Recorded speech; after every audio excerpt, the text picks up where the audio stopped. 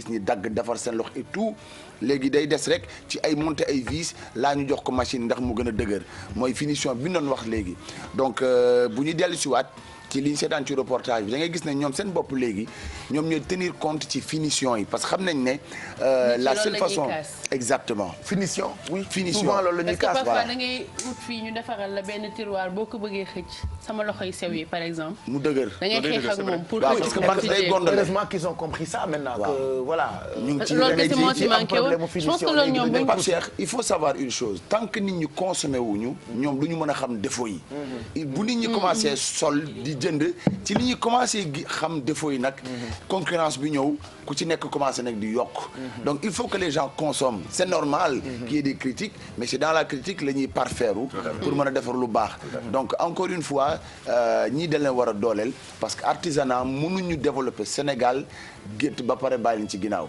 pour man c'est le seul secteur boo xamante ne tey à 80% dañ leen war a dooleel bu ñu bëggee yokk comme réew mi. je pense que sujet bu mën a intéressé Hamdel ak Ibrahima Mbaye Sopé consommation locale bi c'est important.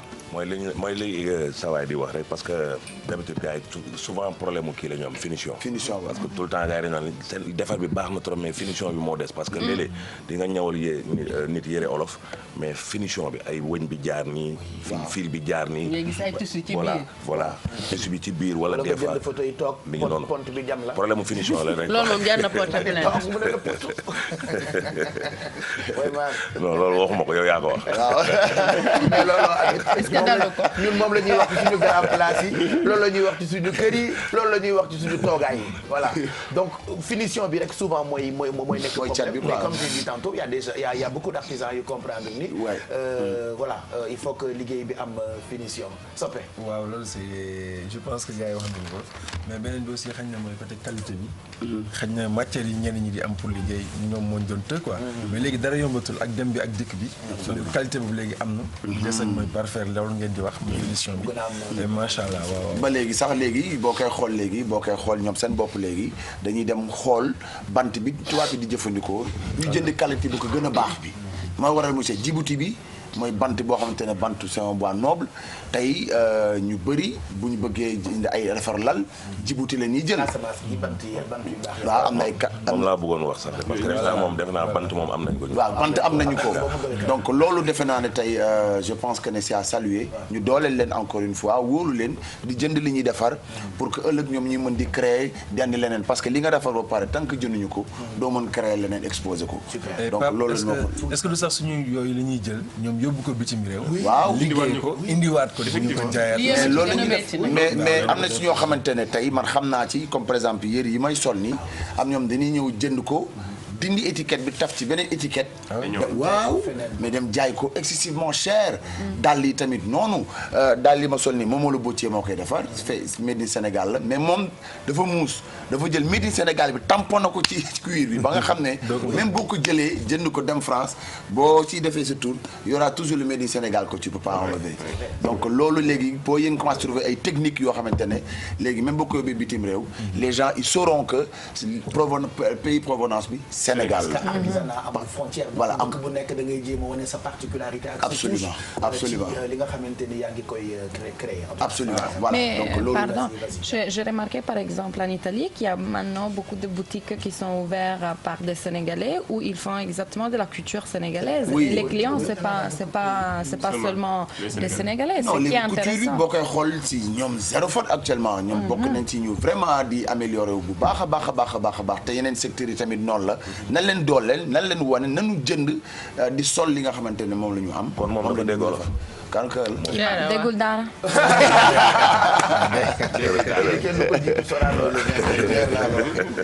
fi làgg te bëgg mu riis il faut nga invité ko mu ñëw lëmbal. Kiara Ndiaye géwél lu tudd mais kenn du ko jiitu Sorano ci guddi groupe Ceddo. Merci beaucoup en tout cas Excidex. Merci Pape Cheikh. Made in Sénégal on va rester un peu dans cette mouvance balaa ñuy waxtaan ci événement bi nga xamante ni moom la ñuy préparé muy keppaaru maam ak guddi gu mag yi nga xamante ni samedi Sénégal yëpp a ngi koy préparé ci théâtre national Daniel Sorano ak Ceddo sànq rek ñu ngi junju téléspectateurs yi ci cinéma xam nga tey la ñu tàmbali festival bi gën a mag enfin bokk ci gën a mag ci wàllu cinéma muy festival de Cannes alors tungu ne du teew ñuy nataal heureusement Ibrahima may soppe fekkee lii parce que moom bokk na ci xale yi nga xamante ni depuis des années déjà ñu ngi xeex pour que cinéma africain waxuma sax cinéma sénégalais cinéma africain jëm ca kanam gis nañ la ci festival yi gën a mag c'est-à-dire luy prix jot nga ko am parce que ni nga fonkee sa réew fonkee ko cinéma africain balaa ñu ciy commentaire ak yow on aimerait d'abord parler de la place bi nga xamante ni cinéma africain mu ngi koy occuper par exemple ci festival de Cannes bi jour. alors Pape Cheikh loolu chaque année dañu koy waxtaanee festival de Cannes mi ngi célébrer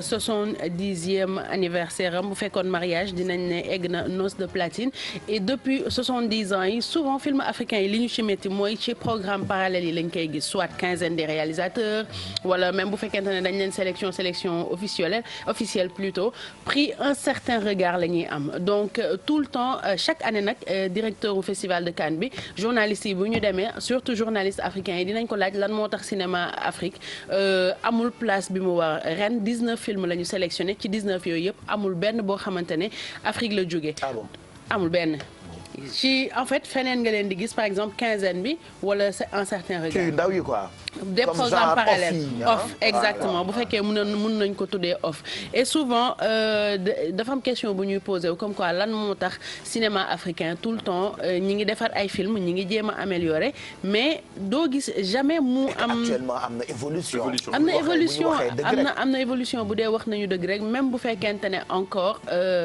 industrie cinématographique dafay manquer en Afrique ndaxte cinéma industrie la nañ ko wax gis nañ Hollywood gis nañ yenn Bollywood Nollywood Jollywood bi ñuy rêvé ñun pour mu am fi Jollywood ñun bi ñuy gént pour mu am au Sénégal da ngay gis ne chaîne bi ñi ci mën a liggéey dafa bëri et que dëkk bu ci nekk dafay am financement boo xamante ne c'est pour le cinéma mais problème bi fii mooy par exemple boo bëggee def sa film il faut nga dem à l'extérieur demander ay fonds ñu jox la ko et souvent li may déplorer mooy ñoom il faut que scénario bi correspondre leen d'abord. Voilà, il faut l'imposer. Et Ousmane Sembène moom daf doon wax bu fekkente ne suñu cinéma dañu bëgg mu développer wu je vais le lire en français c'est à nous de créer nos valeurs de les reconnaître de les transporter à travers le monde nous sommes notre propre lumière genre ñun ñoo war a créer suñu ay valeurs gëm ko ba pare soog ko jël nag yóbbu ko feneen ci àdduna bi ñun ñu rek ñoo mën a leeral suñu bopp bu fekkee dañu bëgg suñu cinéma développé balaa ñu ciy tas waxtaan ci ak Ibrahima Mbaye Sopé parce que xam naa ni am na lu bari lu mu ci mën a wax ñu xool benn élément bu ndaw rek bu ma ci defoon ci biir festival de Cannes ak 70 ans am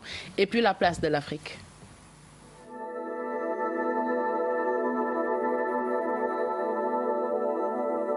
Festival de Cannes di festivalu cinéma bi gën a mag ci àdduna bi ubbeeti na ay buntam 2017 nag mooy année bi festival bi di fêté 70 ans yoo xam ne dafay màggal cinéma di joxe ay trophées di mettre en avant ay stars yu jóge fépp ci àdduna bi. Festival de Cannes tamit xamee nañ ko ci ay scandales yoo xamante ni c'est lié aux robes des actrices yi fay ñëw ndax képp ko xamante ne da ngay dem Festival de Cannes di nga dem seeti créateurs yu mag yu ci mel ni Dior, Versace wala Moussa Versailles ñu defaral la li gën a rafet ci robe li gën a tendance nga ñëw sol ko.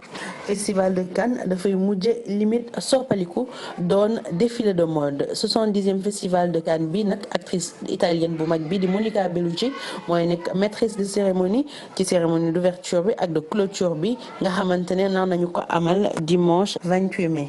ñëpp nag di laaj en 70 ans d'existence place au Sénégal wala sax bokk bu Afrique ci biir festival de Cannes bi site bii di écran noir def ci gëstu bu mag di ñu xamal ni ci biir 19 films yi nekk en compétition yëpp benn film africain bokk ci li ñu mën a wax rek mooy ci biir sélection officielle bi prix bi ñu tuddee prix un certain regard am na yenn film africain yu ci nekk bu ci mel ni bu tunisienne bii di Karaoute Ben Anya film mi ngi tudd La Belle Meute wala algérien bii di Karim Moussaïoui en attendant les hirondelles ñoom ñoo nekk ci compétition un certain regard yeneen film yu ñu mën a gis ci biir festival de Cannes bi quinzaine des réalisateurs la ñu ko mën a gisee loolu nag yàgg na ci diggante réalisateur africain yi ak festival de Cannes ndax bu fekkente ne am nañu talent et que ñi ngi produire ay films même difficilement c'est très très rare mosagul am sax kay la ñuy wax benn film africain bokk ci sélection officielle bi souvent un certain regard lañ leen di jox que ce soit ay cinéastes sénégalais wala ñeneen ñu jóge feneen xanaa ñu gën liggéey suñu cinéma rek gën defaraat suñu ay film en espérant qu'en 2018 dinañu am au moins benn film sénégalais wala film africain ci compétition officielle bu Cannes. donc festival de Cannes tey jii la commencé déjà li nga ci wax mooy loolu ñun en tout cas bëgg nañu fu cinéma Afrique tollu tey mu gën a avancé par exemple ci genre festival yi pourquoi pas ñun tam ñu bokk ci ñi am ci palme yi. en tout cas Pape Cheikh man bëggoon naa torop Sénégal ren amul benn film boo xamante ne dem na bokk ci même bu fekkente ne quinzaine des réalisateurs la wala un certain regard parce que ci quinzaine bi gis nañu ne que 4 films africains moo ci bokk un certain regard il y a 2 films africains en attendant les hirondelles ak suma juumulee faut que je retrouve le nom La Belle Meute donc ñaari film yooyu ñoom ñoo ci bokk ci un certain regard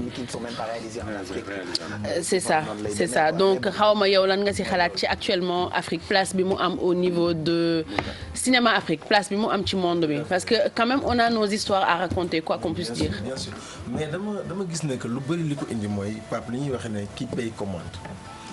la plupart du temps film yi ñuy def fii. même bu fekkee ñoom bitim réew dañuy indi seen xaalis dañuy indi ni la 75% du budget ñoom ay français ñoo koy lekk wala ay canadiens maanaam boo ñuy fii dañuy indaale un chef op indaale machiniste indaale matériel boo xam ne France lañ koy loué indi ko fii maanaam film bi bu ñu ci dugalee 1 milliard presque les 800 millions ñoom dañuy retourne là-bas et montage bi sax da ngay dem pour defee ko foofu déjà montage bi sax foofu la ñu koy defee ensuite li ñuy dugal as tuut ci xaalis boobu dañ lay commandé en fait ñoom ils ont des lobbying li leen intéressé c'est ngay wax film wax ci la famine wax ci des excision wax ci un truc de mutilation génitale ça les intéresse parce que ça fait appauvrir l'Afrique parce que loolu moo leen di choqué ci Afrique justement donc yooyu donc dañuy xool film yi lii la du coup ñoom tout le temps boo defee lu uute ak loolu même si c'est un film engagé dañ koy reléguer au second plan. comprendre nga donc je pense que des fois. kon lu metti la ñuy promouvoir quoi. voilà en fait dafa benn image yu Afrique boo xamante ne benn image yu Afrique boo xamante ne même bu fekkee da ngay seetaan journal ñun ñoo ko nangu Ousmane Sembène loolu la wax. aujourd'hui da ngay gis par exemple ku bëgg je sais pas buzz par exemple ci ñoom.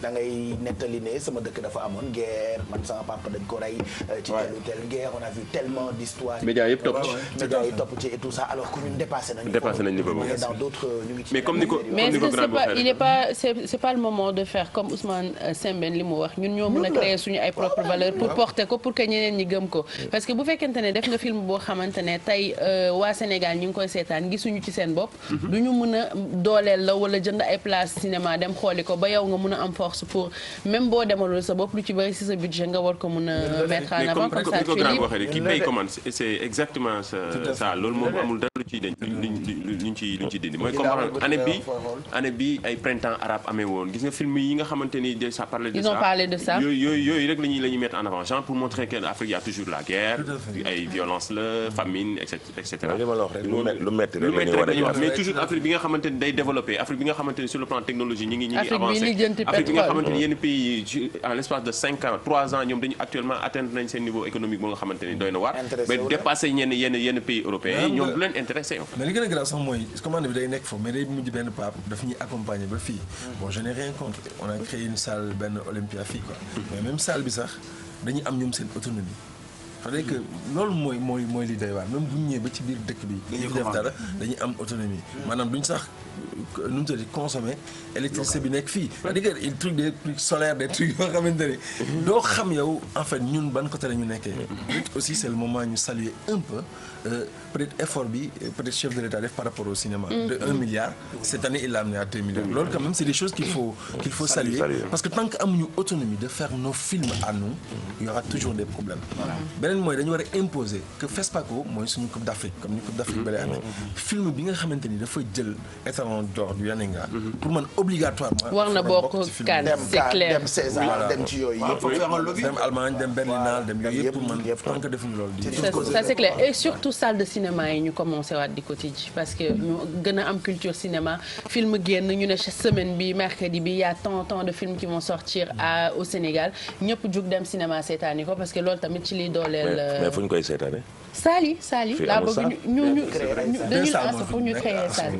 am na benn Sea Plaza. waaw genre yooyu. Sea Plaza. C'est des Sénégalais. comme à l'époque.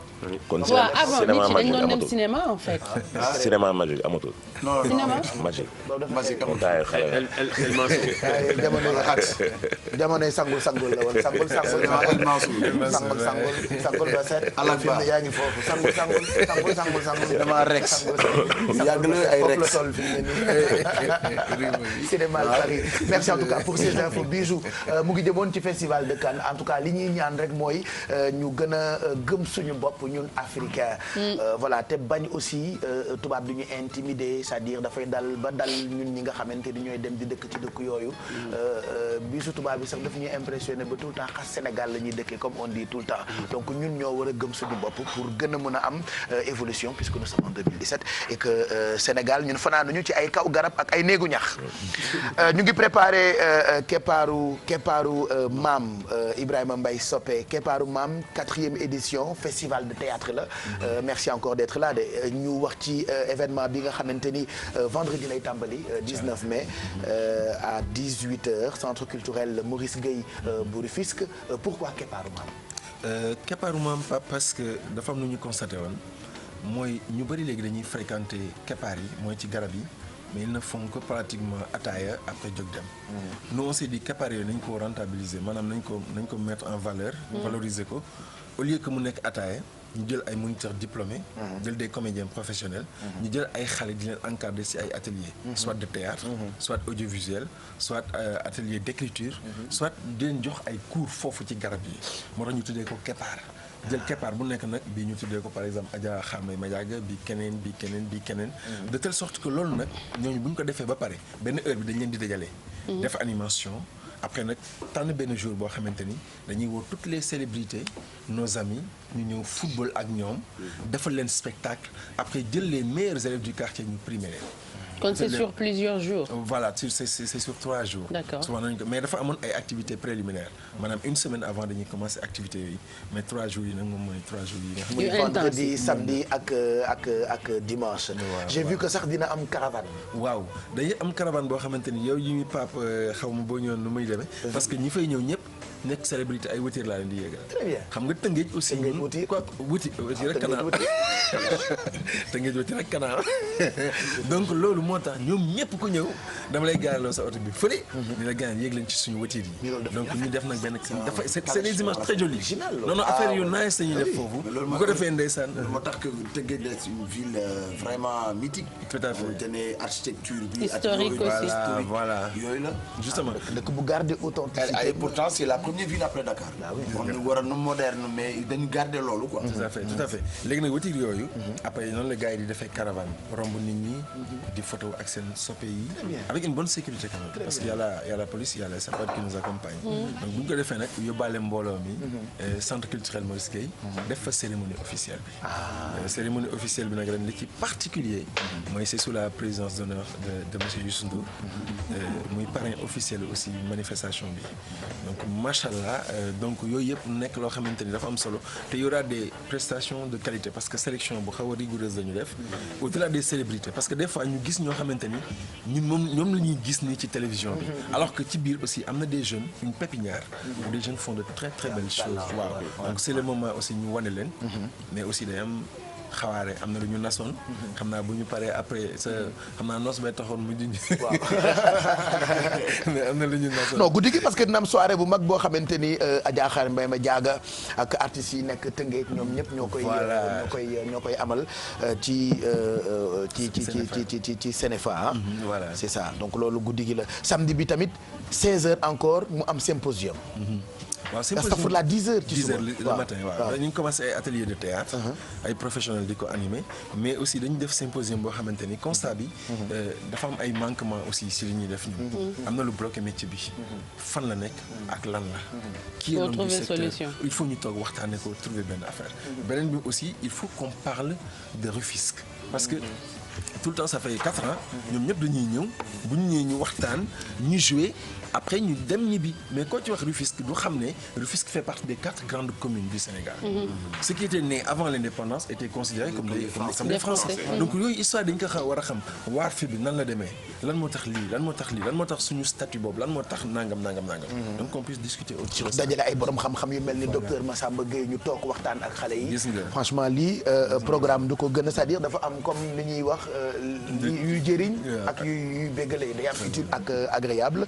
loolu mooy samedi bi et puis 19h itam dina am prestation théâtrale. tout à fait au centre culturel Maurice Gueye ba tey donc foofu la ñuy defaatee deuxième soirée bi ñu woo ci nag comédiens yi yëpp comédiens Sénégal yëpp parce que am na ñoo xamante ne sax nekkuñu ci programme bi mais macha allah ils nous accompagnent et man Pape sama premier sponsor mooy artistes yi et c'est ça qui est extraordinaire c'est-à-dire que des fois les gens dépendent tout le temps d'un sponsor pour dem mais man ñoom ñoo may sponsoriser parce que ñoom ñoo naan ñun dañuy ñëw jouer dañuy ñëw bégalante suñu biir et donc samedi boobu aussi mu nekk événement soirée boo xamante ni macha allah donc dina neex et puis dimanche lay jeex 21 dina am match de gala entre comédiens match de gala bi Pape du sax match de gala bi kese moo am solo mais dimanche bi comme par hasard dimanche bi dañ ci defoon benn activité bu xaw a ñàkk xorom.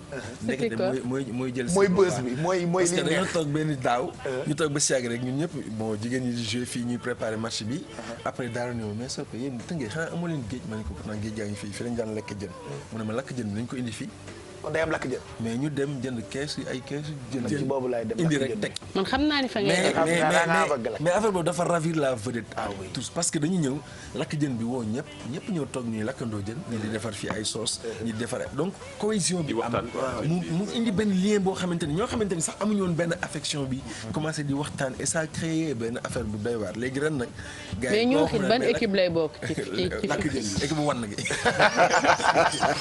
ñoo xit moo géré équipe mais nag honnêtement Pape on t'invite on aimerait non mais man damay ñëw franchement moom xaw ma bu mu dul jël ñëw lakk jën bi damay ñëw mais vraiment man dimanche bi laay ñëw waaw dimanche bi quand même lakk jën bi match bi voilà non man match bi voilà parce que match bi lañu ñëw lakk match bi d'accord donc Pape mu nekk événement boo xamante ni moment boobu moment tàggatoo lay doon aussi bu ñu paree football après wàcc ci plage bi def fa benn concertation bu nice parce que Tëngéej tamit rituel la boo xoolee Tëngéej ci cosaanam boo xoolee thème bi ren Rufisque la culture et tradition te boo waxee Tëngéej wax Mbeppe boo waxee Tëngéej wax Valda boo waxee Tëngéej wax waar yi boo waxee Tëngéej wax këri suuf boo waxee Tëngéej wax maam Kumala donc détail yooyu yëpp nag dafa am ñu bëgg am nuñ ci ressurgiraat pour que ñëpp ñu fa ñëw comme festivalier donc dund émotion ku gis ni ngay waxee te xamul la dina xam ne da nga bëgg Sénégal mais ku la xam itam xam la ci farlu boo xam ne da nga ci farlu c'est-à-dire tout le temps passionné yow da nga passionné c'est-à-dire kaasuloo dara pour yow kese tout le temps yaa ngi xeex pour comédien yëpp tout le temps yaa ngi xeex pour culture yaa ngi xeex pour drapeau Sénégal fii ba bitim réew à chaque fois ñun dañuy dégg sa jëw ci loolu ba noppi itam yàgg laa xam ci loolu lan mooy sa secret ba boobu ba tey ngay dox rek ci di teg ay affaire mu dox wala mu bañ a dox yaa ngi teg ay affaire yoo xam ne mooy loolu mais man bon en fait li ma gis ci moom da ngay boo koy seetaan da ngay xam ne kii li mu def nii fii lay jógee quoi te loolu dafa am solo affaire bi du muy musique muy lépp lu mu mënti doon du xaalis ngay jiital fii lay jógee affaire xam nga loo xam ne bu jógee fii tey directement ci xol la jëm toujours di inspirer jeunes yi aussi formation bi di leen dajale di leen former man bari na ci ay activités yu mu ngi suivre yu bari da leen former c'est mënoon nay def métier rek continuer dem toog mais du ko def à chaque fois day former nit jeunes yi di leen won yoon bi voiser mooy yi nga xamante ne vraiment pour développement Sénégal chapeau vraiment je suis très ému mais benn bi mooy dama am une référence artistique je l'ai toujours dit moom sax xam na ko muy Youssou bu ñu toogee di waxtaan moom xam na ni loolu moom dafa bokk samay référence mais pas beneen bi xam nga lan la mooy di seetlu rek ku mel comme yow da nga ñëw ci animation nga indi si sa touche sa couleur macha allah xam nga yéen am ngeen seen originalité donc ku nekk si wàllu bi muy yëngu man damay jàpp ni kii kat mi ngi bay waaram mais li muy def ci secteur am man war naa ko mën def ci sama secteur xëy na loolu moo may motiver après nag di roy ñi nga xamante ni ñi ngi def lu baax te yàlla rek tax développer seen secteur donc boo xoolee lu mel noonu yow defoo dara nga nekk yaafus ci sa milieu nga gis ni bon yow yaa ngi dóor waar di def lépp loo xamante ni du ñàkk nag ay gàllankoor évidemment ñoo xamante ni li ngay def uute na ak ñoom li ñu gis mais yow boo ca nekkee te mu dëggu rek nga ko sagal waaw day am solo te loolu aussi je pense am solo la voilà mais yow tamit macha allah dans la durée boo waxee ni yàgg nañ lu dëggu la parce que dans la durée aussi boobu tey ñu ngi gis macha allah ci li nga wax ci ñun ci loolu lu mel noonu lu ko raw la ñuy wax si yow donc c'est pas parce que da nga toog pour say beaux yeux mais gis nañ ni ko waar bi tamit am nga ci empreinte boo xamante ni dootul fay bu télévision changé woon tey jii buñ ko dee def ay nar boo njëkkee séddu je pense que ñeneen ñi. et puis gars yi dañu fàtte ni sama classe de guerre la animateur la woon. ouais nu mu demee nii. moo daan def émission ba pare ma doog a def émission. il y a longtemps. c'est quand ça. yàgg na boobu xale nga yow tamit. temps yi ma la doon seetaan boobu Sénégal léegi doog a am deuxième télé. noo ko waxee sànq RTS 2S. taw sangul. mais doo ñu tegal sangul. ma sangul yéen xam ngeen ma sangul. temps boobu moom mu ngi def émission boobu bu paree émission man maa koy relever en tout cas nous sommes fiers de toi da ngay def suñu fierté di def fierté Sénégal yëpp di def fierté ndaw yi surtout Ibrahima Mbaye Sopé donc 4e édition Keppaaru Maam nag defe naa maam yi fekkee nañu sangul ba set sangul est-ce que yéen a ngi koy fàttaliku une petite parenthèse souvenir ak groupe Thiès avant non Tringa parce que sangul après toolu buur non avant toolu buur boo yi xamuñu toolu buur après la seul moo ko ne mais seuls les saveurs savent boobu Dakar bariwul nit déedéet yii boobu temps ku làkk français da ngay fay taxe balaa ñu tëb bi boobu bëggoon naa remercier trop Youssou Ndour ci jàpp bi ci taxawu ci côté bu bari ak TFM surtout mais aussi di remercier Mbacké Dioum Mbacké Dioum waaw def na ci liggéey bu sama yaay nag ma baal sama yaay booy nag ma baal waaw liggéey bu am solo la ci def ak jàppale boo xamante ne macha allah waaw ak le sous-préfet Djibi Diallo ak toutes les bonnes volontés les parents yi nga xamante ni ku ci nekk boobu ba tey ñu ngi poussé parce que Pape on reçoit plus de 400 personnes on les loge durant 3 jours nourri et seen cachet spectacle yëpp donc benn nit mënu ko et ministère de la culture macha allah te grand bi tamit boo demee ba Youssou si boppam ne la sa cérémonie officielle man maay ñëw teew loolu dootul donc vraiment et puis ren président dafa décréter ni année culture la donc par la force il faut que ñu jàpp ci wàllu culture merci beaucoup tu restes avec nous comme ça nga fekkee waxtaan bi ak Hamdel moom xaw ma grand laa koy wax booy wala nijaay. non booy nga koy wax. non bàyyi ma ko nijaay rek. il est grand dans l'âge bàyyi ma ko nijaay dans la tête parce que sama frère yaay la en même temps. voilà Cheikh Ndeye Abilo kon sama nijaay la. parce que voilà ay jarbaatam c'est mes amours. copain la quoi. kan ci Rostala la. Ros tam sama nijaay la. voilà quoi kon sama nijaay nga. tonton Hamdel voilà et puis gis naa fi ay xale ci ginnaaw ñoom man maay seen nijaay quoi est-ce que mën ngeen ma woon xale yi après ñu wax ma ban école la ñu jógee c'est vrai que télé bi comme musée parce que tous les jours il faut que école ñëw visiter fii moom musée lañ ko war a tuddee musée Futurs Médias oui on me montre nañ ma woon xale yi ndeysaan sama téléphone fixe laa ëndaale est-ce que mën ngeen tàccu leen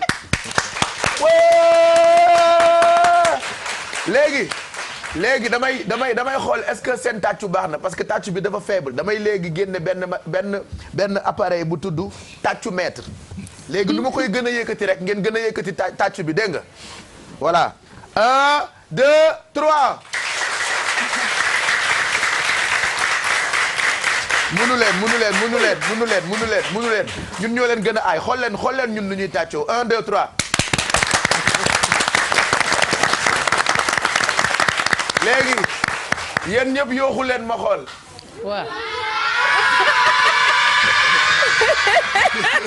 léegi yéen ñëpp jooy leen ma xool. léegi yéen ñëpp reetaan leen ma xool.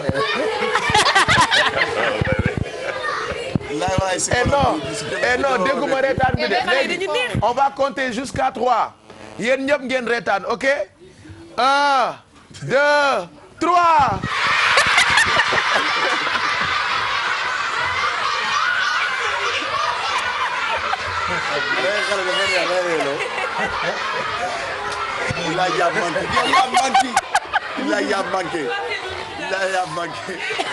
kaay yow maa la yóbbu Fane yow maa la yóbbu Fane ba pare bind sa ordonnance jënd ko. man sa garab léegi wuy leen ma dégguma leen je vais compter encore jusqu'à 3 vous tous vous allez rire 1 2 3.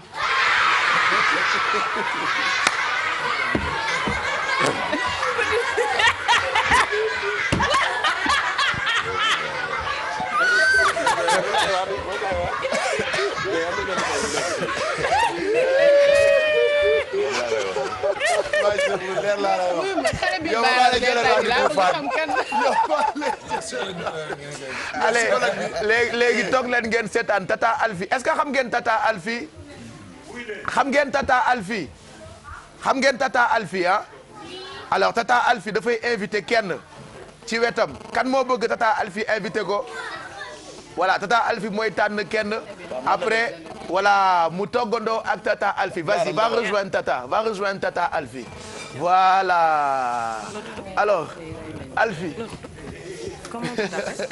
en plus Alfie tey bisu xale yi la Aïssatou Mbaye la tudd en plus tey bisu xale yi la waay donc tey luñ fi togg rek Pape sa doom yi ñoo koy lekk ndax tey la seen jour waa nañu reetaan doon nitu dara léegi xale yi ñan la ñuy àndal Beurre Sofia allez Sofia beurre bi ci vitamines yu bëri yi comme chaque mercredi recettes yi Alfie xale yi nga koy jagleel aujourd'hui c'est un plaisir de recevoir tous ces enfants là sur ce plateau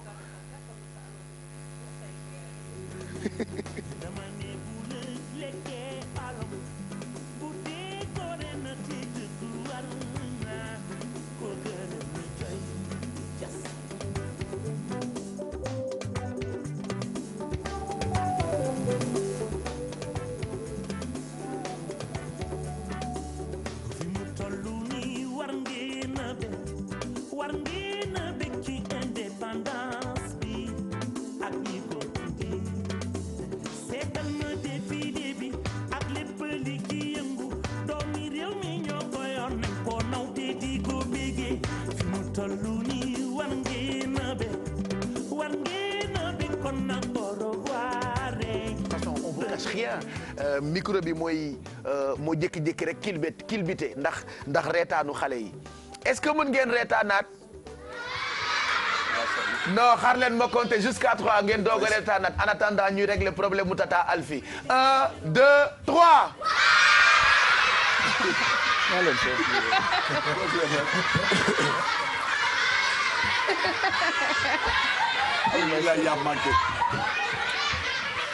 toog leen foofu yéen.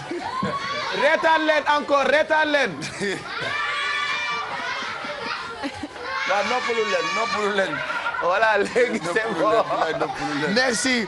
alors est-ce que Tata Alfie ils ont réglé ton problème. waaw ils ont réglé léegi ñoom dama bëgg suñu wàccee ku ci nekk boo ñibbee sa kër ngeen mën a defaraat li nga xamante ni Aïssatou moom lay defar. donc maman dimbali leen ci waañ bi ngeen mën a defar akara yi nga xamante ni defar bi yomb na ba pare ay beñe la yoo xamante ni neex na ci xale donc bu ngeen paree su ma paree li may def yéenay ñam dégg ngeen. aywa mi ngo Pape comme ni ñu ko waxee recette mercredi yi nga xamante ni day nekk ay recette njogonal donc ay akara aux crevettes mu nekk ay spécialité créole donc parce que fii wax ñun suñuy defar sunu ay akara dañuy faral di jël ñebbe poudre ñebbe wala ñu jël ñebbe daal di koy riij def ci xeetu bagage yooyu nga xamante ni min na sunu ay gémmin min na ay akara donc recette bi nag li koy composé mooy farine maanaam au lieu de farine de ñebbe bi dañuy jël farine de blé bi nga xamante ni moom la ñuy defar utiliser en général bu ñuy defar sunu ay pâtisserie donc yeneen yi nga xamante ni moom mooy composé recette bi à part farine bi donc soo gisee nii ci saladier bi Pape saladier bi nga xamante ni Maguette Aïssatou moom lay fas yéene yëngal am naa ci benn boolu farine donc def ci poobar daal di def curcuma ak li nga xamante ni moom mooy tuuti cumin en poudre xorom tamit def naa ko ci biir parce que genre recette yu mel nii toujours il faut que ñuy assaisonner laataa ñuy def li nga xamante ni moom mooy yeneen xeetu bagage donc damay tourner planche bi nii le temps que Aïssatou di tibb yi nga xam ne daggat naa ko ba pare di ko def ci biir saladier bi man ma continuer daggat crevettes yi waa sama assistante bi donc crevette bu ñor laay soxla pap su ma soxlawee crevette bu ñor ba pare daal di jël oignon vert bi gis nga ko ci suba bi ñu ko raxasee ba mu set daggat ko ba mu ndaw donc moom tam dafay dem fekki farine bi après ñu am soble moom tamit ñu daggat ko jël ñaari doomu kaani parce que tamit nekk na ay recettes yoo xamante ni il faut que mu am goût donc jël nañu kaani daggat ko jël laaj daggat ko coriandre ñëw na wala persil parce que coriandre tamit moo ëpp goût moo tax ñu def ko si donc mélange yooyu yëpp su ñëwee dañ ciy def li nga xamante ne nag moom mooy gonfleel ay xeetu beignet yi wala ay xeetu akara yi donc muy levure chimique benn sachet wala genn wàll sachet bi tamit moom dañ koy def ci biir donc levure bi day ñëw dem ci li nga xamante ne moom mooy ci biir farine bi Aïssatou aywa continuer tibb yëpp def ko ci biir donc crevette bi aywa defal oignon vert bi laaj bi soble bi yëpp day ñëw dem ci farine bi donc comme ni ko Aïssatou di defee ni xam naa yéen tam bu ngeen di def nii lay demee donc yëpp la ñuy jël daal di koy def ci li nga xamante ni moom mooy farine bi donc suñ ci jógee loolu nag ñu daal di ñëw ci élément bi nga xamante ni moom moo koy tooyal muy ndox bi donc bu ñu paree ndox rek lañ ciy def yëngal ko nag suñ ko yëngalee am masse boo xamante ni bu xaw a dang lay nekk comme bu ñuy defar suñu ay beignet crevette wala comme bu ñuy defar xóoyalu akara ni muy dangee noonu donc Aïssatou c'est bon léegi damay taal gaz bi parce que njëkk naa def li nga xamante ni may tegg ni tuuti daal di jël gaz bi feu bi taal lu xam nga ni Aïssatou booy dimbali maman ci waañ bi xam nga xale yi duñu laal li nga xamante ni moom mooy gaz bi donc maman mooy taal maman mooy saaf donc yow boo yëngalee maman mooy def ci dëwlin bi su paree seppi après nga jël côté dégustation bi donc Pape wax naa la sànq def nañu xorom def poobar def li nga xamante ni mooy curcuma ak tuuti cumin ci biir pâte bi léegi dañuy ñëw mën nañu dolliwaat tuuti xorom parce que légumes yi tamit il faut que mu am tuuti ci xorom bi ñu ñëw ci li nga xamante ni mooy sauce barbecue pour couper li nga xamante ni moom mooy acidité bi daal di ñëw ci tuuti sauce soja moom it day safal def ko ci biir maanaam pâte la boo xamante ni day neex laataa ñu koy mélanger donc buñ ci noppee ñu daal di jël li nga xamante ni moom mooy citron moom it def ko ci biir donc limon bi bëriwul ndox trop waaye j'espère que li limon di laaj muy saf am na ko ñu daal di jël nag li nga xamante ni moom mooy boolu ndox bi daal di commencer mélanger donc Aïssatou xaaral ma yëngal ko donc su ma ko yëngalee def ci ndox yëngal xaara après nga defar beignet yi donc su ma ko yëngalee ba pare ma wan la naka laay def pour jël beignet bi dugal ko ci biir dawlin bi donc on mélange le tout toujours ak ndox bi donc ñu dolliwaat gis nga plus ñuy dolli ba ngay am masse bi nga xamante ni maanaam texture bi nga xamante ni moom la ñuy soxla donc suñu tollee fii xam nga fi mu nekk nii mën nga am ay boulettes parce que nii mu mel ni mën nga jël li nga xamante ni moom mooy sa ñaari kuddu daal di defar li nga xamante ni moom mooy ay quenelle donc quenelle yooyu suñ ko defaree moom la ñuy jël daal di koy saaf ci li nga xamante ni moom mooy dëwlin bi pour mën a réaliser suñu ay akara donc Pape gis nga ni moment bii nga xamante ni moom la ñu nekk muy partie cuisine bi xam nga ni sunu partenaires yooyu nga xamante ni ñooy beurre Sofia et surtout xam nga beurre Sofia xam nga beurre Sofia bu baax baa boo demee ci boutique ba di nga xàmmee beurre Sofia xam nga ni neex na ci ndékki xam nga meew bi yéen da ngeen ko war a naan pour mën a màgg donc maman mi ngi jënd beurre Sofia mi ngi jënd meew Sofia donc mi ngoog Pape Aïssatou sax xam na li nga xamante ni moom mooy beurre Sofia donc loolu am na solo donc gis nga nii laay def donc su ma jëlee nii nga xamante ni mooy pâte bi daal di koy dajale ci ñaari kudd yi ba nga xamante ni jox na ma benn forme boulette ñu daal di koy jël def ko ci dëwlin bi donc gis nga donc ñu def bàyyi ko nii nga xamante ni mooy ñu saaf ko ba nga xamante ni ñaari côté yi ñor na donc yow jëlal ñaari kudd yi nga defar quenelle le temps que ñuy bàyyi tonton Pape Cheikh yeggali yow leen ñun ñu saaf li nga xamante ni moom lañ fi am Pape def ko ay boulettes yu ndaw jox ko sunu xale yi nga xamante ni ñoom ñooñu fi ñëw seet si Pape donc Aïssatou gis nga habilité bi nga xamante ni moom lay defaree quenelle yi Aïssatou waay mooy to lakk Aïssatou dafa defal la beneen. bon léegi yow boo defaree bul bi jox ma ko man ma dugal ko ci dawlin bi dégg nga aywa donc Pape. kon ñu bàyyi ko mu bërëng. waaw ñu bàyyi ko mu bërëng. affaire ay boulettes lay nekk. defar ay boulettes donc bu boulettee jox ma ko si kudd bi ma dugal ko. dafa aaya tu vois xale dafa intelligent.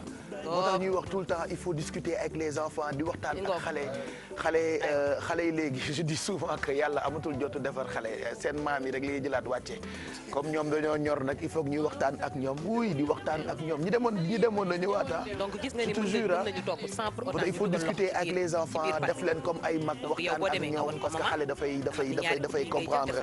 maintenant dañuy waxtaan ak Hamdel merci d'être là kontaan nañu ci sa teewaay tey ci yeewu leen bi c'est vrai que jot amul parce que léegi mu def ay weer ngeen di préparer guddi gi nga xamante ni defe naa guddi Sénégal la comme ni ko Jogomaay waxee sànq ci ginnaaw nii bërki démb la te Sénégal ak ceddo dañoo yàgg bëri na ay nit yoo xamante ni yàgg nañoo baal ceddo tout à l'heure soppe nee na génne style bu bees wax na longévité bi ngeen duggee ci musique bi da ngeen chamboulé lépp parce que da ngeen ñoo fekk fi mbalax ak yeneen genre mais ngeen indi afro boo xamante ni kuy déglu mbalax mën na ko fecc kuy déglu musique universelle mën na ko fecc loolu moom mës a nekk particularité ceddo donc le 20 defe naa du date bu ñu jàpp par hasard. bon waaw wax nga dëgg c'est vrai que du date bu ñu jàpp par hasard mais boo ko seetloo man li ma ciy kontaan mooy tout d'abord ni ñu démarrer musique parce que ñun bi ñuy démarrer musique léegi man su may way ci micro damay kontaan parce que bi ñuy démarrer ñun amuñu woon micro suñuy répété nii nga da ngay way nii da ngay yuuxu ci kaw pour gars yi dégg la tey ak bu yàlla jamonoy xànd rek jazz la woon carrément non carrément jamonoy xoslu parce que bon léegi loolu laay wax ma ne bon booy dañu am chance dañu ñëw fekk technologie bi xam nga avancé je me rappelle par exemple bi ñuy def albumu sangul ñi ngi ko defee woon studio Youssou bi nekkoon par chap mais boobu temps yooyu 24 waaw temps sa promo mais par chap la nekkoon boobu studio xippi bi moo nekkoon par chap mais jamono jooju par exemple boo doon enregistré 24 pistes la woon te léegi moom bu la neexee yow yaay bañ moo tax dañ koy sant yàlla ñu féete 20 ans yi sérieusement loolu ma ci gën a neex quoi. parce que titre bu ngeen mës a def rek day yàgg par exemple sangul bëgg naa ñu déglu ci juste un bout ci ngeen di xam ni qualité dafa am solo. bañ a jëfandikoo lu ñuy sàmm ndax xel mu sell ci biir yaram da koy wéral doon ko sellal ah c'est vrai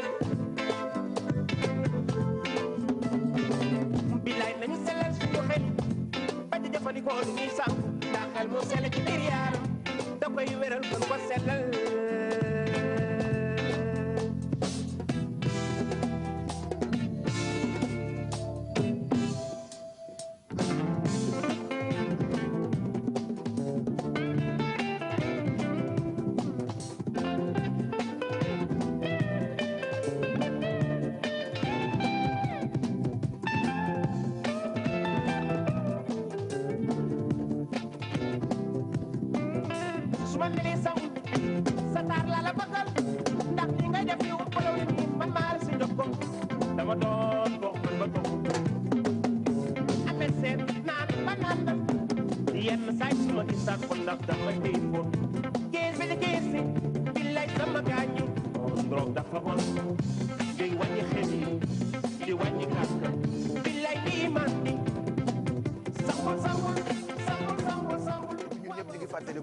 jamono bi quoi sangul ba seet ñun ñëpp a ko fecc en fait.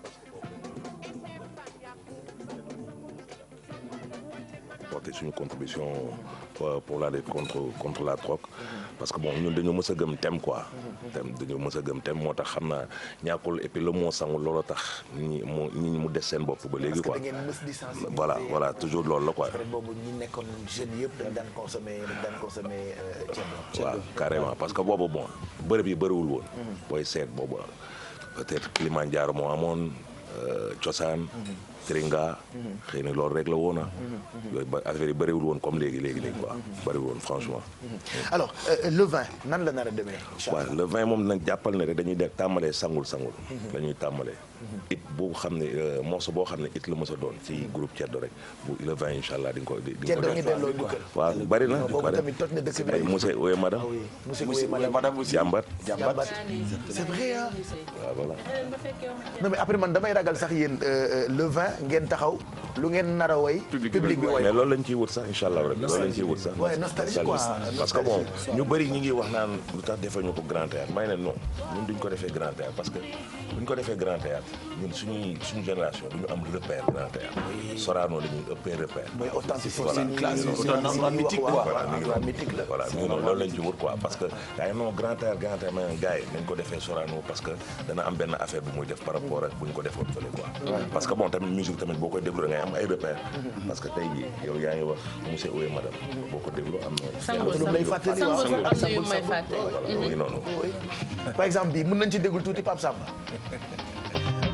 voilà mooy li soppee wax léegi rek bu ñu dégluwee Ceddo dañuy nostalgique c'est-à-dire ba léegi dafa da ngeen am seen style dafa am particularité boo xamante ni voilà touche Ceddo bi quoi dañ koy sentir ba ci woy yu bees yi HLM gis ngeen vidéo bu bees bi boobu tamit y a toujours touche Ceddo quoi non man mooy li may wax rek parce que bon man damay continuer ne ban musique ngay wax ban musique ngay def nga ni mbalax man dama naan nous on fait de la musique sénégalaise parce que pourquoi nous on a la chance d'avoir beaucoup d'ethnies dans notre pays Sénégal bari na ethnie bari na rythme bari na parce que làkkat boo dem rek am na rythme am na mélodie am na xaw ma nu ma ko mën a wax am na particularité voilà léegi nag ñun loolu la ñu jël def ko mu nekk musique Ceddo mais cantonné wuñu rek ci mbalax quoi alors am na ñu bëri ñuy laajte loolu itam c'est lu am solo la ci bu ñu dee organiser guddi naka la ñu mën a def pour ñëw ci teel a réservé teel a jënd billet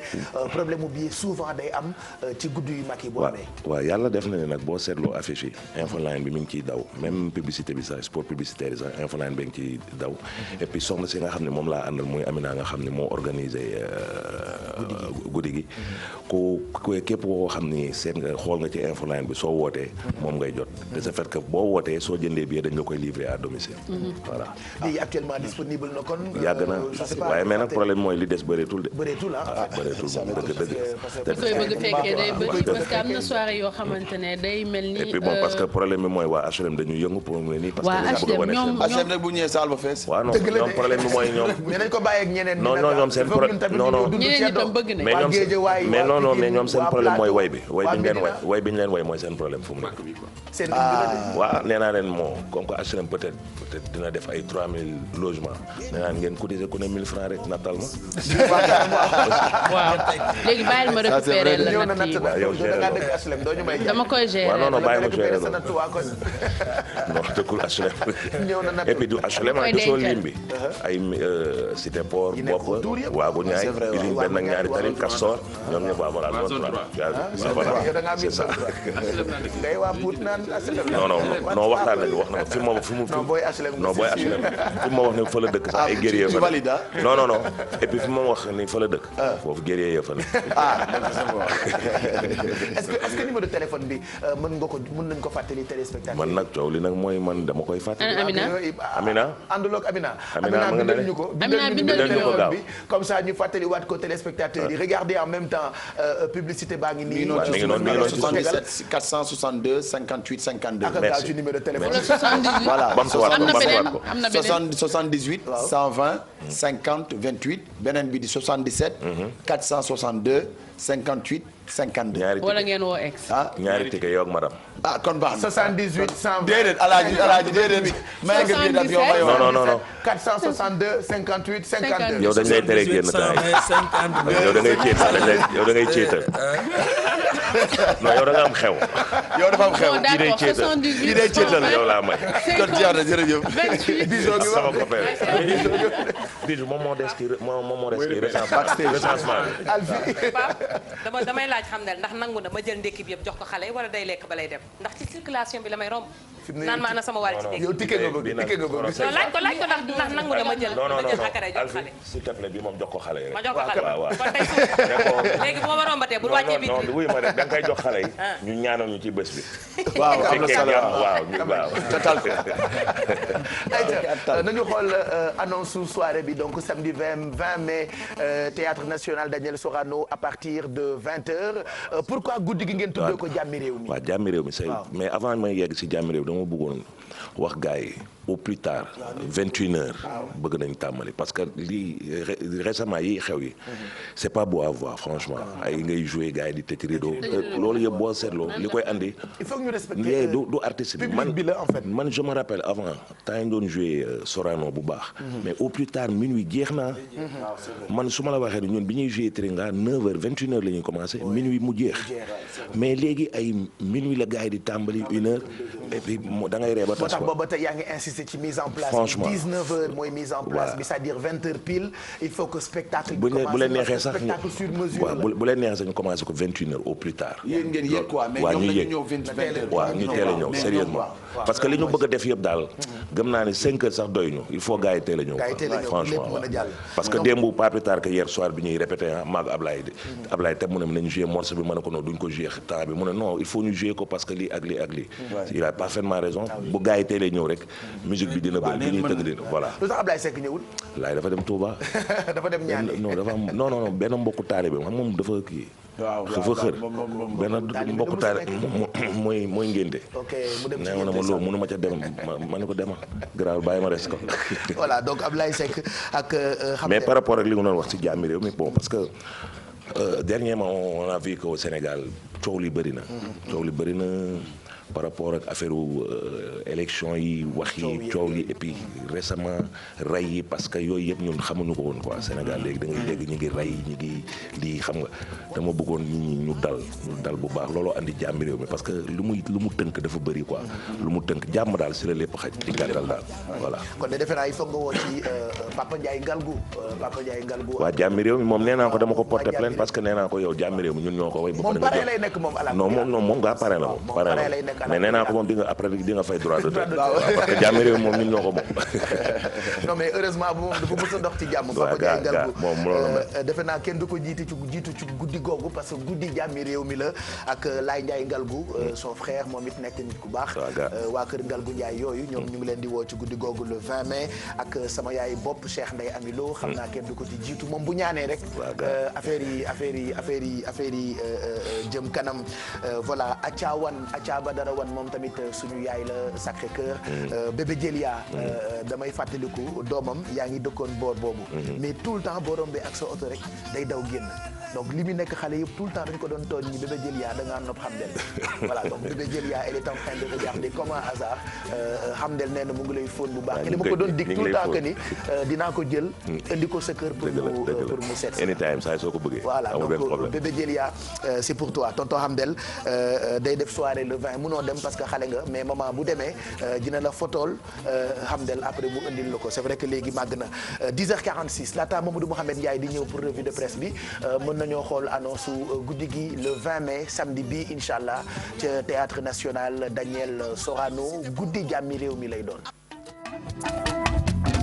Le groupe Ceddo, très attendu au Théâtre National Daniel Sorano ce 20 mai pour un spectacle inédit muy anniversaire au groupe Ceddo waa Ndakaaru leen bëgg waa Sénégal leen bëgg ma ne waa Ceddo ku ngeen ko tuddee monsieur Cheikh Seck président du Jaraaf monsieur Youssou Dial président d'honneur ASC Damels madame Dayassou Ak Washington Khadija Sy styliste Adja Maguette Thiam Houston Mborika Ndiaye Awa Cheikh Diop madame Adja Mbaye mu Alaaji Farba Ngom Anna Thiam di ci woo Kiné Sadia Raw Diouf Mami Dioum borom J'adore boutique madame Diallo Soukayna Faye à Lille madame Yayi Ndir di styliste Yayi Design madame Kati Diouf madame Aïcha Lo Caresse di ci woo famille Amadou Assane Ndoye la famille Atxanalo Babacar Sadikh Ndiaye à Washington Cheikh Ba sénégalaise de l'imprimerie yàgg taxawu groupe Ceddo madame Ndéré Bicham monsieur Bac Gueye kooku gëm Ceddo yàgg nekk ci seen wet madame Betty Diop monsieur Khadim Dieng infographe monsieur Zator Mbaye honorable député à l'Assemblée nationale le docteur Malick Diop di responsable politique monsieur Medoune Diop à Saly monsieur Cheikh Gassama directeur réseau bi PDK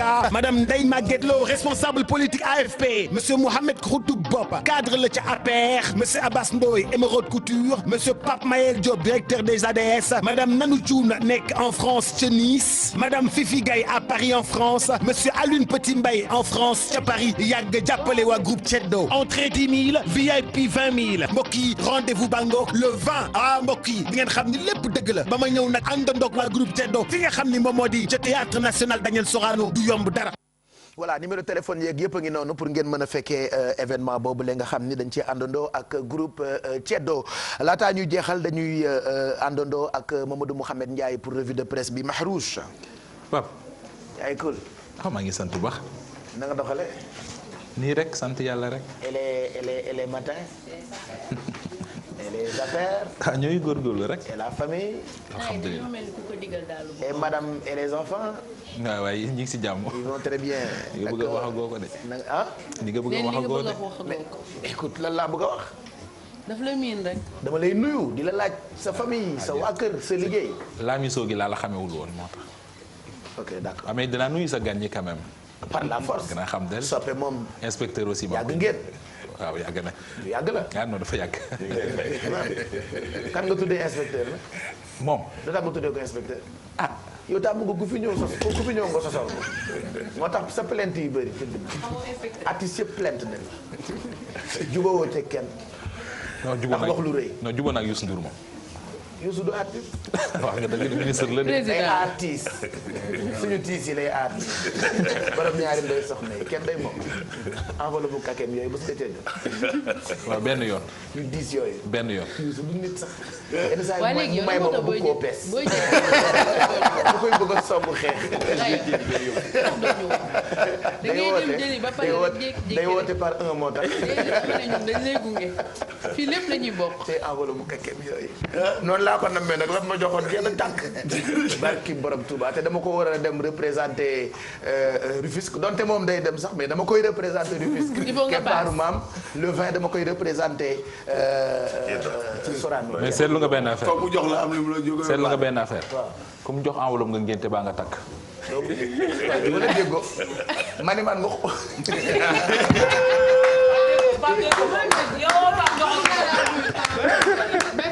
dama nuyu ko seytaane bu bon bi. dama nuyu ko. dama yoo xale yi ñu yóoxoo la de. dama yoo xale yi ñu yóoxoo la de. xam nga xale yi samay doom lañu. yóoxoo leen tonton Mohamed Ndiaye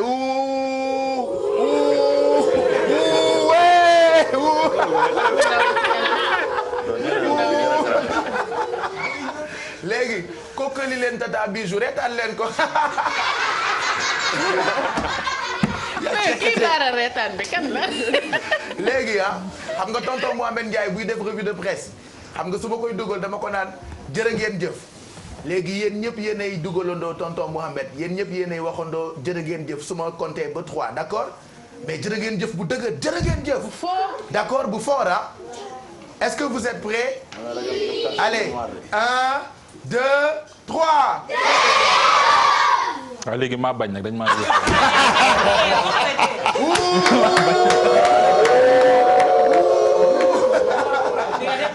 on va compter encore jusqu'à 3 comme ça tonton Mohamed Ndiaye commencé revue de presse bi 1 2 3.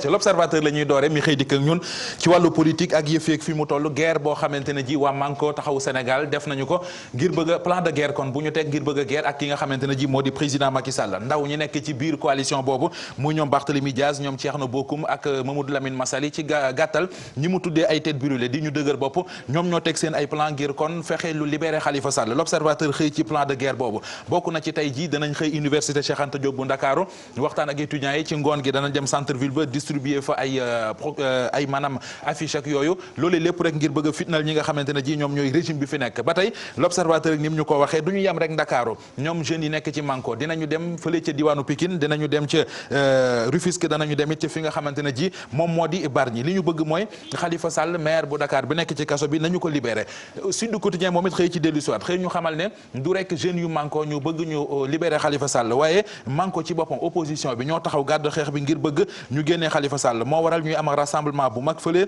ca boulevard Centenaire le 19 bi nga xam ne moo di ñëw ngir ñu libérer Khalifa Sall moom Khalifa ay mbiram mi ngi gën di doy waar bu ñu sukkandikoo ci enquête ne moom ak ay avocat am dañu saisiroon chambre d'accusation bu cour d'appel bu Dakar ngir li nga xamante ne ji moo di procédure bi ñu koy toppee ñu annulé ko loolu nag demande ba yéenekaay bi xëy nañu xamal ne kon chambre d'accusation bi mujj na ko rejeté Pape Diop mi ne woon ni jamono maire bu Dakar mi ngi ci le quotidien di wax jëmee ci mbirum caisse d'avance bi ñu toppee Khalifa Sall ba tëyee ko Pape Diop li mu wax mooy moom jamono ji muy doon maire bu Dakar ni Khalifa Sall doon doxalee caisse d'avance bi noonee kon moom la ko doon doxalee ci gàttal daal mi ngi wax kon jëmee ci côté Khalifa Sall Khalifa ndax dañ koo tere jumaa ja nekk ci kaso bu Rebeuss ak bibliothèque ba laas moo xëy di laaj loolee mu teg ci ne dégg nañu ay xibaar yoo xam ne loolu lay firndeel mu di Khalifa Sall tere nañ ko mu dem ca jàkka ja tere nañ ko it mu dugg ci bibliothèque ba ngir di lire même yéenekaay bi donte sax dëggal na ko ci xëtam mu njëkk waaye ci biir a biir kon ab laaj la bu mu samp manko yéenekaay bii di Les Échos xëy ñu xamal ne taxaw nañu temm ci xeexal Khalifa Sall ngir lijjanti ay mbiram journal bi dem ci ba jeex ak it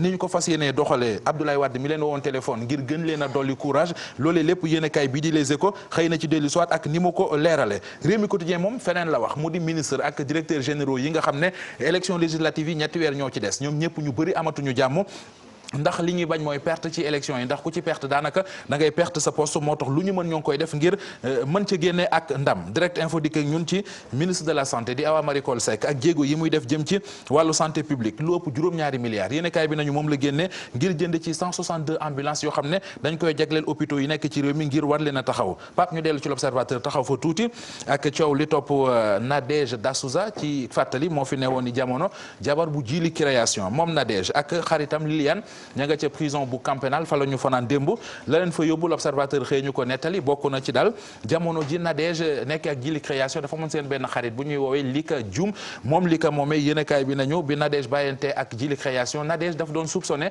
ne Lika da doon génn ak jili création tax mu jël ay photo xale bu jigéen bi ànd ak beneen xaritam bu ñu laan Liliane siiwal ko ba yëfi teere ca yoon Pape.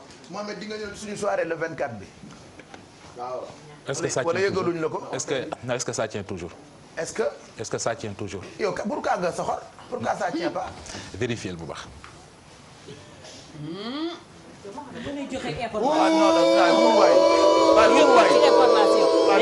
non na vérifier. ak soxor ak tubayam ju dang ji mu mel ni Mamadou Ndiaye.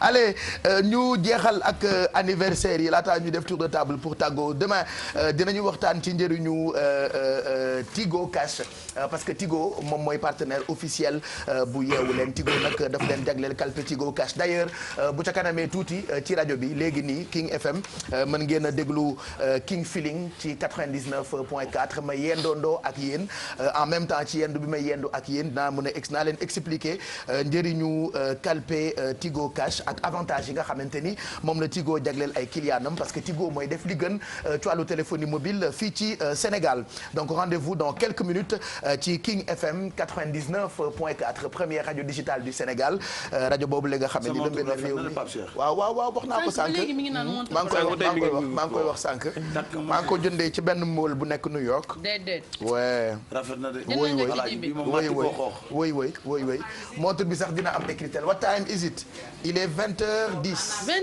heure Amérique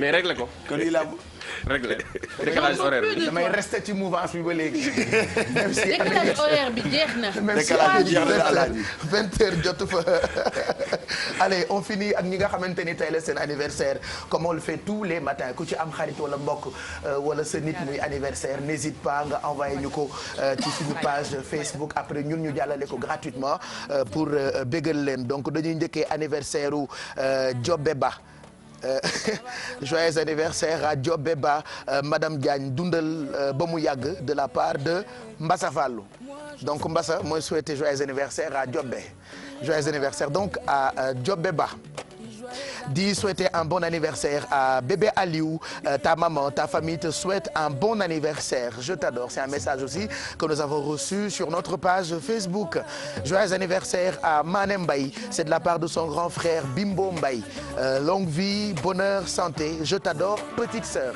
c'est aussi un message que nous avons reçu joyeux anniversaire à Oumou Diouf madame Gaïdo c'est de la part de Anne-Marie donc qui souhaite un bon anniversaire à Oumi Diouf joyeux anniversaire à Khadim Ndiaye on te souhaite tout le bonheur du monde de la part de toute la famille Ndiaye et puis joyeux anniversaire à Sadia Seck Gueye madame Saner ah ouais jabaru Saner tey la anniversaire am et on va chanter pour elle on va chanter regardez ki ngeen di gis ci photo bi moom mooy jabaru Saner xam ngeen Saner ah voilà kii mooy jabaram nag kii mooy Tata Sadia tey la anniversaire am je compte jusqu'à 3 on va chanter joyeux anniversaire pour elle 1 2 3 joyeux anniversaire joyeux anniversaire joyeux ki ngay wane petit du xale mag la demal ci xale yi li ngay bëgg adolescent trop joyeux anniversaire jaru ko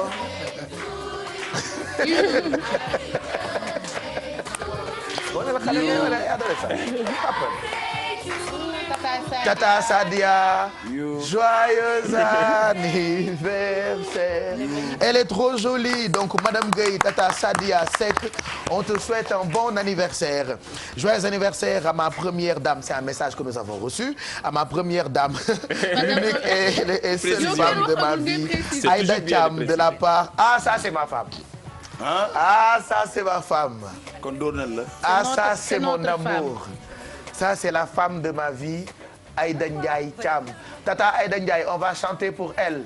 1, 2, 3. Joyeux anniversaire. Joyeux anniversaire. Joyeux anniversaire. Tata Aïda Ndiaye Thiam. Joyeux anniversaire. Happy birthday bi jaru ko merci. Voilà donc il y a eu bébé Yacine. jabaru Pape Samba Thiam. Ah voilà c'est notre amour. Pape Samba Thiam mooy réalisé Yeewu Leen donc tey la anniversaire. C'est la première dame. C'est la première dame. Voilà et son mari a dit c'est ma première dame et seule femme de ma vie Aïda Thiam de la part de ton cher mari Pape Samba Thiam yow rek la ku mer bokkul. Ah voilà. Le message fort Pape Samba kenn du mer parce que Aïda rek la bëgg. xaru fajar la mu ngoog donc émission bi jeex na 11h pile jot na merci beaucoup Exidex tu es super bien habillé. Ben merci kii nag mooy waa Kandji Couture. Ouais c'est magnifique. foofu ci Pikine donc xale bi nga xamante ne macha allah. lii rafet na torop c'est le meilleur de sa génération. Ah oui très joli macha allah. C'est très beau. Merci vraiment. Kandji Couture. Kandji Couture. donc damay joxe numéro de téléphone am voilà. parce que semaine passée ñu bëri ñu ngi ma doon woo pour am ko. alors 77 la 894 26 68. 77 894 26 68. donc voilà mooy Kandji. donc moom incha allah ah rafet na trop Kandji. voilà donc Kandji moom daal mention spéciale 77 894 26 68. Voilà. Merci beaucoup Exidex à mercredi sinon on te retrouve aussi sur King FM. Ah suñu soirée bi suñu soirée bi et puis xam nga soirée bi le 20 inchallah lañ koy def en direct. En direct lañ koy def ak ci ceddo la. boobaa dañ koy may gars yi pour que ñu nekk bitim réew mën ci jot. mais yow gars yi dañuy ñëw toog yow da ngay non gars yi dañuy ñëw liggéey si yow da ngay toog. man damay ñëw baal couple. classé A. Aïcha dafa xew. Merci beaucoup Ibrahima Mbaye Sopé kontaan nañu donc rendez-vous ci 4e édition Keppaaru Maam di festival bu mag donc vendredi lañu koy tàmbali Youssou Ndour ak kilifa yu mag yi nekk ci réew mi yëpp di yëngu ci wàllu culture dinañu fa nekk ñun itam dinañu ñëw àndandoo ak yow dooleel la parce que mérité nga ko. Merci beaucoup mon frère donc dinañu neex trop ñu recevoir leen. di profiter juste ci occasion bi pour ñi nga xamante ne que war nañu leen woo invité leen. te xañ na jotuñu àgg ci ñoom. à travers émission bi tey macha allah ñu leen di invité. di wax ne woo nañu ñëpp amul xaj amul seen. En tout cas encore une fois merci beaucoup ça a été un plaisir. Mais on est content aussi. Merci ma petite cousine. Merci beaucoup à tout le monde pour ce partage de ce bon réveil matinal hein? Et on se voit la semaine prochaine. Inchallah. Grazie mille. Bacio bu grande. Bacio daal rëy. Bacino bacione. Grazie. Bacio cipolle. Cipolle no. Merci Mour Ndiaye. Merci beaucoup Pape Cheikh Yeewu Leen revient demain. Merci à Morven. Merci à Morven numéro de téléphone 77 814 57 58 Morven moom i chemise. avant tay Morven lay tendance moo tax foo dóoree bu rafet rek. moo dóor benn mais Morven yaa ngi ci rang bi Morven moo la choisir ko saa yi mën jël ko. di nga ñëw. mi ngi Touba Sandaga ku ko mën a woo rek ci 814 57 58. Merci beaucoup Mamadou Ndiaye Hamdel kontaan nañu rendez-vous donc samedi bu soobee yàlla. théâtre national Daniel Sorano. di rafetlu invitation bi. et di wax gars yi di daje di leen jox rendez-vous samedi incha allah. fële ca Sorano. incha allah ku ñëw sa wàll nga fa ku ñëw it sa wàll nga. jeex na man damay ñëw couplé ak Ngoné Ndiaye géwél. waaw ba mu neex xam nga Ngoné maa koy denc. waaw maay denc Ngoné. sama ginnaaw lay jàll. loolu nga wax. maa koy denc ba léegi maa koy denc. what happened. merci Khady. merci mais pas cher avant mes tàggoo j'aimerais faire passer benn annonce boo xamante ne benn xale bu réer la moom moog yaayam ñoo àndoon yaay ji dañ ko assommé. bi mu yeewoo Pout la nekk xale bi nekkatul ci biir oto bi ak moom xale bi mi ngi tudd Mariama Diakhaté 16 mois kese la am mooy photo bii nii elle est mignonne donc le 11 la ñu signalé disparition am à Thiès actuellement mënagul wax mënagul dox c'est un bébé 16 mois donc bu fekkente ne gis ngeen ko wala ngeen am benn information ci moom wala ngeen gis am benn soupçon ci nit bi nga xamante ne yor na ko mun ngeen woote ci 77 888 79 66 77 888 79 66 wala ki ko jël boo dee seetaan s'il te plaît delloo ko yaayam parce que je pense que moo la ko gën soxla. voilà et puis j'ouvre une parenthèse j'allais même pas en parler sànq rek xaw naa la ci sëfal tuuti li télé bii rëy yëpp kenn ëpp ñu yërmande rawatina man dama koy wax li émission yi bëri ci télé yëpp yeewu leen.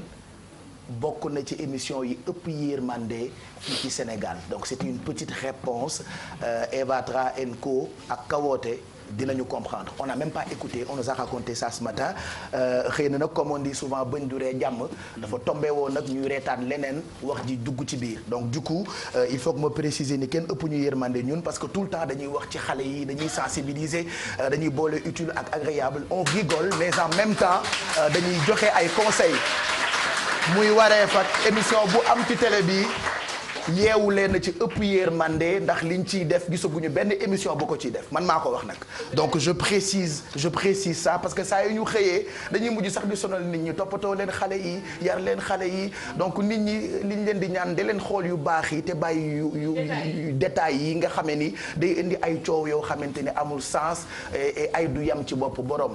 voilà donc ñun daal suñu objectif mooy di bégalee mais en même temps di jàppale. ay références la ñu nous ne sommes pas novices dans ce milieu.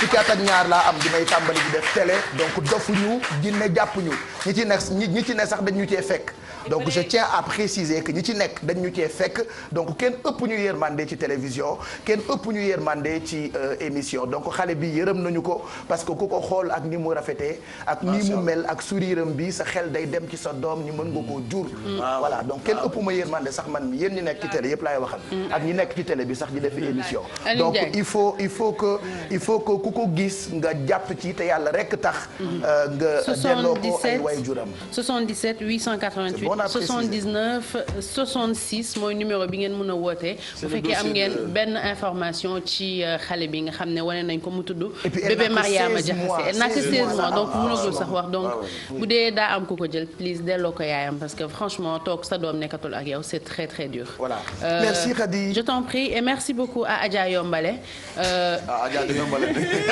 yow la ñuy ree rek bis Adja Yombale nga ñuy mais lan moo tax bu ma waxee Adja Yombale ngeen di ree dafa moor Yombale donc Adja Yombale pour yére bi mun ngeen ko suivre sur Instagram Snapchat ou sur Facebook wala bu fekkee ba ngeen am yu mel ni yi mu ma defar ngeen dem Bibina Couture Nord Foire côté terrain basket numéro am di 77 459 39 39 et pour la coiffure comme d'hab bien-être by Zahra ma chérie merci beaucoup pour cette coiffure 77 326 35 30.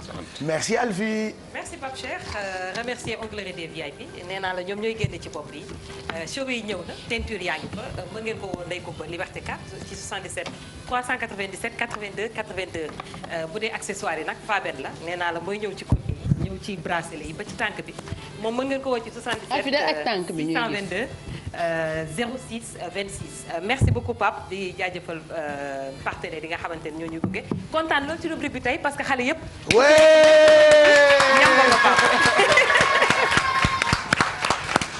merci Tata Alfie allez kon mu ngoog rendez-vous man maa ngi leen koy jox léegi nii ci rajo bi 99.4 ci première radio digitale du Sénégal 99.4 juste vous dire que sama rajo culture la culture kenn du ko abandonné on l'emporte avec soi.